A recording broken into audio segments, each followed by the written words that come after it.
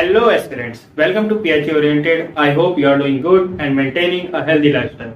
Myself Aman Barnwal, host of the channel, लेके आ गया हूँ एक और इन्फॉर्मेटिव वीडियो और आज का टॉपिक है bachelors in physical education and masters in physical education.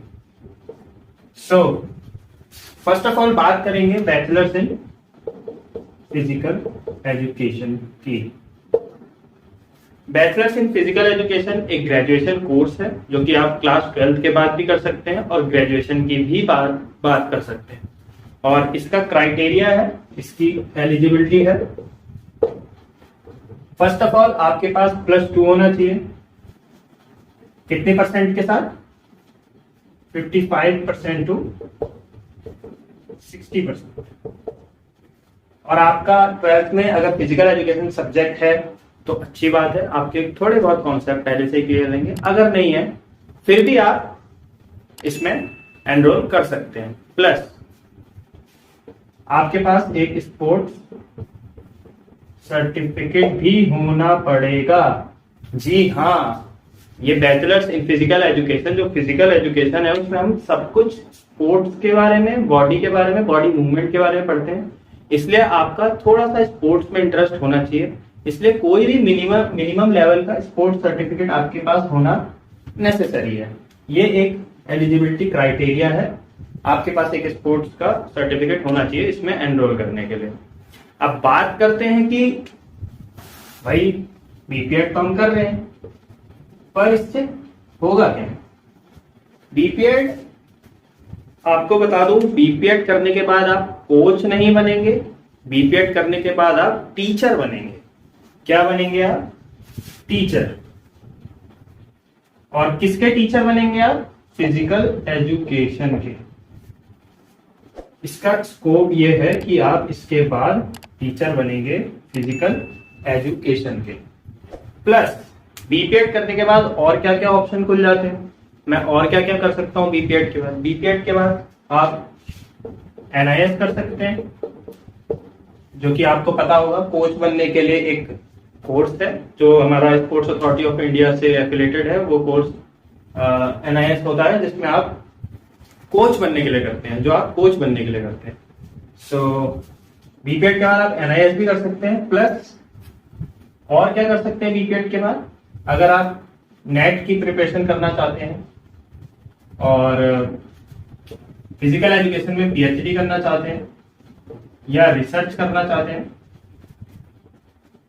तो आप उसके लिए भी एलिजिबल हो जाते हैं. लेकिन उससे पहले आपको 2 साल का एमपीएड यानी कि मास्टर डिग्री, आपको पता है कोई भी रिसर्च वर्क करने के लिए या पीएचडी करने के लिए या फिर यूजीसी नेट के क्वालिफिकेशन के लिए आपको मास्टर डिग्री होना जरूरी है. अब बात करते हैं कि बीपीएड में आप पढ़ेंगे क्या. भाई हमने तो फिजिकल एजुकेशन, अगर आपने क्लास 12th में पढ़ी नहीं है तो आपको तो पता ही नहीं है बीपीएड में पढ़ते क्या है. क्या है बीपीएड? फिजिकल एजुकेशन क्या है? सो पहले आप एनाटॉमी के बारे में पढ़ेंगे, बेसिक एनाटॉमी, सेल के बारे में, टिश्यू के बारे में, ऑर्गन्स के बारे में और आपकी होल बॉडी के बारे में. ठीक है.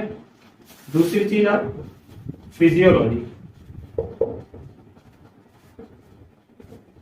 फिजियोलॉजी जो आपके बॉडी के ऑर्गन्स हैं उनका रिलेशन क्या है एक दूसरे से, फिजियोलॉजी बेसिकली आसान भाषा में उसको कहते हैं. उसके बाद आप फोकस करेंगे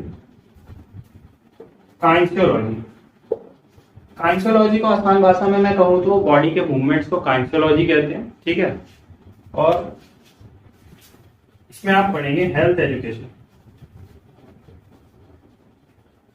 हेल्थ एजुकेशन भी आप इसमें पढ़ेंगे. ठीक है. हेल्थ एजुकेशन भी एक सब्जेक्ट है आपके हेल्थ और फिटनेस के ऊपर. ये सब्जेक्ट है. आप बीपीएड जब करेंगे तो उसमें आपको ये सब्जेक्ट मिलेगा. और योगा, बीपीएड में आप योगा के बारे में भी पढ़ेंगे. काफी अच्छा खासा सिलेबस है बीपीएड के अंदर योगा के लिए. प्लस आप कोच कैसे बनना है और एक प्लेयर को ट्रेन कैसे करना है. यस, एक अच्छा कोच और एक अच्छा प्लेयर कैसे बनना है वो बीपीएड में आप सीखते हैं. प्लस एक अच्छे कोच को बनने के लिए क्या क्या नेसेसरी चीजें हैं वो सब आप कहाँ पढ़ेंगे, बीपीएड के अंदर पढ़ेंगे। तो आसान भाषा में मैं कहूँ तो बीपीएड के अंदर आप एक कोच पूरा सेटअप करके दे सकते हैं, एक पर्सन को पूरा अच्छा कोच बना के दे सकते हैं, क्योंकि आप इन सब के बारे में पढ़ रहे हैं, ठीक है ना, स्पोर्ट्स ट्रेनिंग वगैरह के बारे में पढ़ रहे हैं। प्लस अच्छा प्लेयर तो आप बना ही लेंगे अगर आप एक अच्छा कोच बना रहे हैं तो, ठीक है। अब बात करते हैं थोड़ी जॉब्स की, बीपीएड में क्या क्या जॉब्स हैं। भाई सब तो प्रोफेसर बन नहीं जाएंगे, सब तो पीएचडी कर नहीं पाएंगे, ठीक है ना। हम लोग क्या करते हैं, हम लोग बीपीएड ज्यादा तक क्या करते हैं करके अपना आगे जॉब्स वगैरह के लिए ट्राई करते हैं। तो जॉब्स क्या क्या है बीपीएड के अंदर, जॉब्स क्या क्या हैं। सबसे पहला, मैं पिछले वीडियो में भी मैंने बीपीएस में भी प्राइवेट सेक्टर की बात की थी। प्राइवेट सेक्टर में फर्स्ट ऑफ ऑल जो लीस्ट जॉब है, ठीक है ना, अगर आपने बीपीएड की है और हमेशा से स्पोर्ट्स में रहे, बीपीएड में कुछ पढ़ा ही नहीं, तो क्या आप जॉब नहीं कर पाएंगे? बिल्कुल कर लेंगे। लीस्ट जॉब है, आपने सुना होगा प्राइवेट सेक्टर स्कूल्स में एक पीटीआई नामक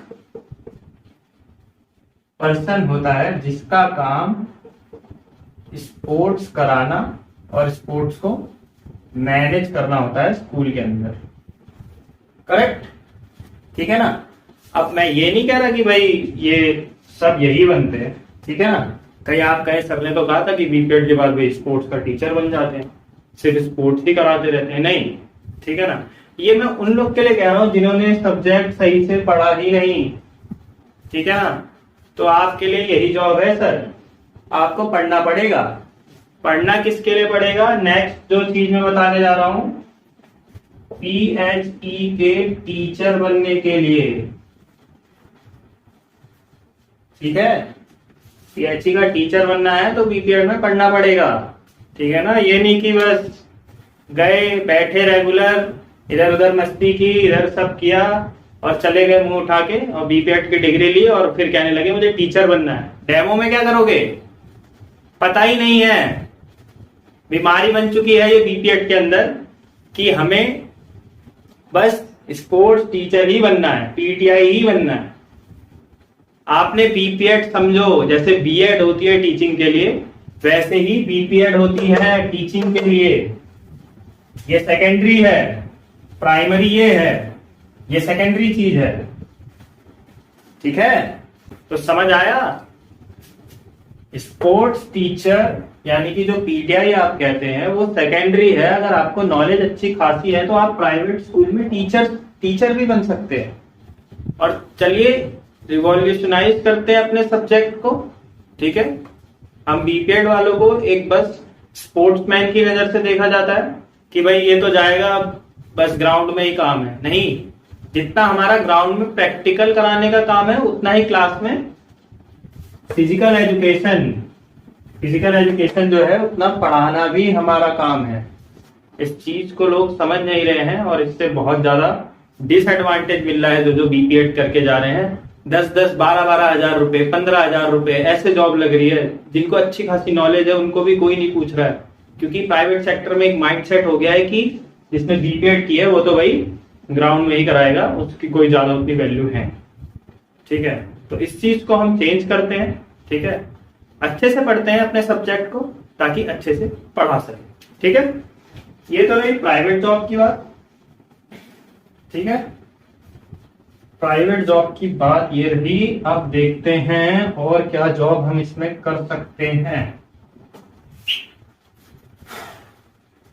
बीपीएड करने के बाद गवर्नमेंट हमको क्या जॉब देती है, ठीक है। गवर्नमेंट में एक एग्जाम होता है टेट, ठीक है, जिसे हम टीचर एलिजिबिलिटी टेस्ट कहते हैं, ठीक है। तो वही टीचर एलिजिबिलिटी टेस्ट में टीचर्स यानी कि गवर्नमेंट जो वैकेंसीज आती हैं उसमें टीचर्स के लिए हम एप्लीकेबल हो जाते हैं जब हम उस टेस्ट को पास करते हैं। अब टेस्ट किसका होगा? हम तो टीचर हैं, हमारा भी सब्जेक्ट है, तो हमारा टीईटी होता है फिजिकल एजुकेशन का, ठीक है। हमारा फिजिकल एजुकेशन का टीईटी होता है अलग अलग स्टेट अलग अलग अपना टीईटी कराती है फिजिकल एजुकेशन का, कोई पीटीआई बनाने के लिए कराती है, कोई डायरेक्ट रिक्रूटमेंट दे देती है टीचर्स के लिए, टीजीटी के लिए। तो गवर्नमेंट में तो काफी अच्छा है इस कोर्स से जॉब का, क्योंकि वैकेंसी खाली होती रहती है, भरती रहती है, जैसा प्राइवेट सेक्टर में हाल है वैसा ही गवर्नमेंट में भी है, और काफी अच्छी पे स्केल है गवर्नमेंट में, ठीक है। और खासकर बिहार में भी वैकेंसी आने वाली है, वहां पे तो बहुत सारी पोस्ट खाली है।